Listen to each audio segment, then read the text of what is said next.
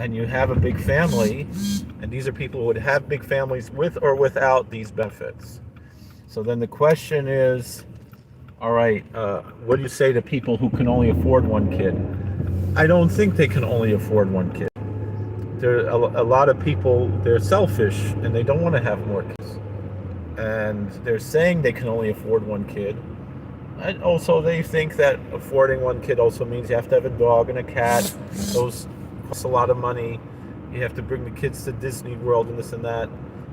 And whereas this is a community where people, if they take a vacation, it's like to the Catskills. It's not that expensive. They'll take the kids to play in an arcade or something.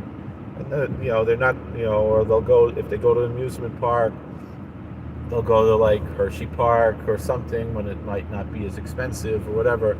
Not going to go, and many people in this community, they don't go to these things at all, what kind of vacation? Just go to see Niagara Falls or something simple, not the big expensive vacations.